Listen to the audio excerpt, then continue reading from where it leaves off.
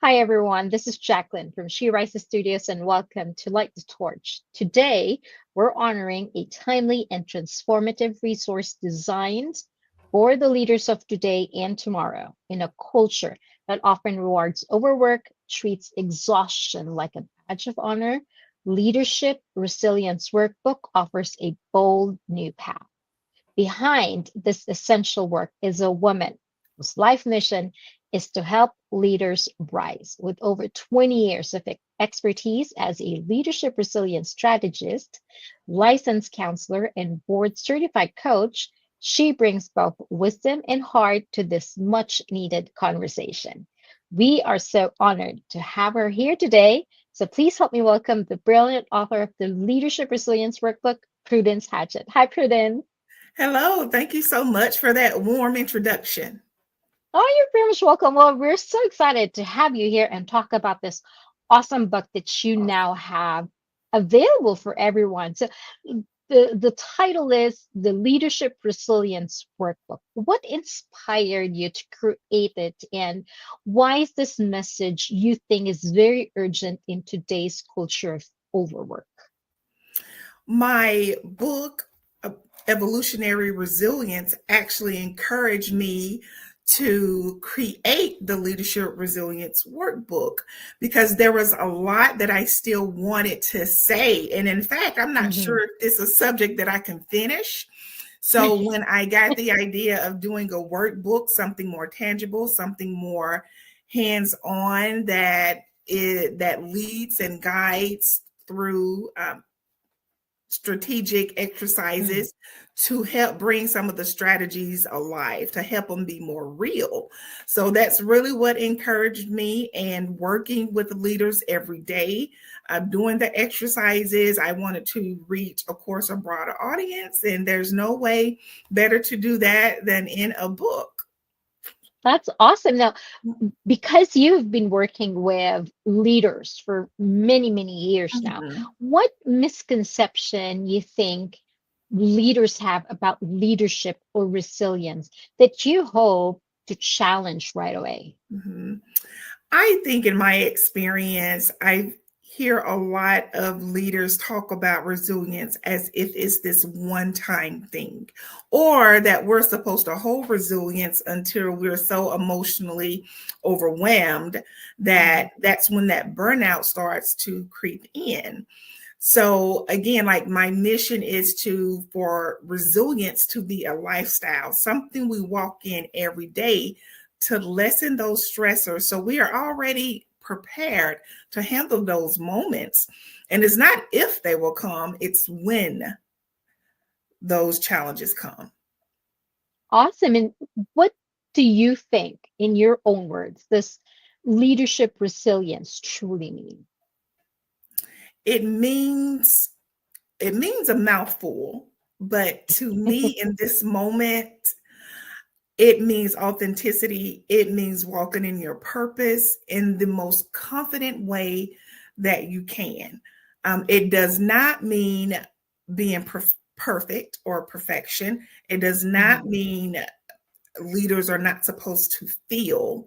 In fact, it's the very opposite of that. And then we do need to be self aware in what we feel so we can plan ahead and not allow these emotions to kind of knock us off guard to where we react instead of responding with intention. That's wonderful. Very interesting. Now let's go back to the title of your book, Mhm, the Leadership Resilience Workbook. mhm. Why did you choose to have the word workbook in your title? Because I wanted people to know we're not just reading here, we are implementing, we are practicing, we are putting strategies in place. And this is for you, it's for the reader, it's not for Mhm. anyone else. It's not for, hey, I'm going to read this for somebody else. No, you're going to read it for yourself. You're going to self reflect. It has prompts just similar to journaling. So we're going to do some critical thinking, but we are going to do some exercises such as crisis stimulations. I have true and false. I have what would you do in these situations type of activities in it. So, and I didn't just want to make it one thing. So it's broken down into parts and into subjects. One of the best things I like that I added a 30-day leadership resilience plan in the back of the my workbook, that, and it's completely filled out, but then I also have a kind of like do it yourself 1 week plan that you can fill in those blanks for yourself. But I love it. I love that it's different. I love that I was able to kind of listen to my own instincts and build off the momentum of my book, Evolutionary Resilience. And I think personally, what why this book that you have created is awesome is because it leads us not only to understanding but to practical guidance, right? There's Absolutely. immediate practice. Can you share a favorite exercise or prompt that tends to create a breakthrough moment for readers? I think I have a section in my book that I said I wrote a post and it said, leaders don't whine, they get to work. So I love there's a that. section that I have about 5 prompts that I want people to fill in that second part of the tagline. Like, leaders don't whine, blank. And I want Mhm. them to fill it in. I have about 5 that way. And like, there's no wrong answer. Why, right? So I really want them to think. I want them to come up with your own dynamic tagline. Now you can't use the one that's already the example. They have to come up with 5 with 5 fresh new ideas. But I really like the fill in the blank. I really like you have to think boldly at that. This isn't a time to be bashful. This is like, I'm going to be brave. Like, leaders don't whine, they what? And fill it in. So I really like that exercise because it gets people to think boldly, and it's a phrase that you like, yeah, I do this. Like, I don't whine. I get to work. Let's do it. That's the energy behind that exercise. And you don't have to be scared what you're writing there. You can be 100% honest and truthful because Please. it's just you doing it. You don't have to, you're not in front of a crowd that you might feel Mhm. you might be judged or anything because you're Right. actually doing it just on your own. That's Right. wonderful. Yeah. Now, And I'm so glad you brought let's that up too, because judgment, if we're not comfortable and honest with ourselves, we're not going to be able to do that on a wider stage or in front of people. So practicing that authenticity, practicing that boldness individually, Mm, and most importantly, not self-judging. yes. We have to get out of that. No, like, I can't write this. I can't do this. So what's going on? No, yes, you can do it. And it starts with that self-reflection of, I'm confident I can do this. But we have to practice that first. That's great. That's true. And I love that. Now, let's talk about behavior change in psychology, which Mhm. I believe is the theme of your Mhm. book. You built this workbook on the psychology of behavior change. What principle from that field is most transformative, you think, for leaders? Mhm. We have to understand that actually behavior is meant to change. And we have changed our behavior since the beginning of time. Since the moment we're born, we're training, or someone is training us to behave in a certain way, even if that's just socially. So we Yes. take that throughout our lifetime, and then we apply it to our careers, that even though we may have learned something, and if that's not bringing us the success or the outcomes that we want, thank goodness we get to change it. We get to learn something new. Our brain is meant to learn continuously, not just one time. We have to continue to build, have those building blocks of thought process and mindset, but also like changing the behaviors. We say we want something, but our behaviors have to follow to honestly decide if that's true or not. But one thing about the whole behavior change is that understanding that we can change. We are not stuck in one place for the rest of our lives. We get to change, we get to maneuver, we get to be flexible. And that's why, I just love the idea of learning something new, love the idea of being a lifelong learner at that. That's true. That's true. One of the things that, as you mentioned earlier, self-reflection does is that I'm they sorry, I make can us hear you. aware. Sorry, hello. Yes. Did I lose my audio? Can you hear me now? I can't hear you. So, how does awareness of our blind spots as leaders Mhm. empower us to grow?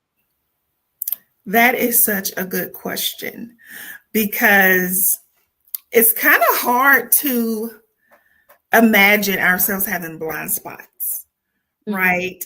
Yes. But it's so important. And that's where I also have a section on shadow work too, that we can explore those blind spots because we really don't know they're there.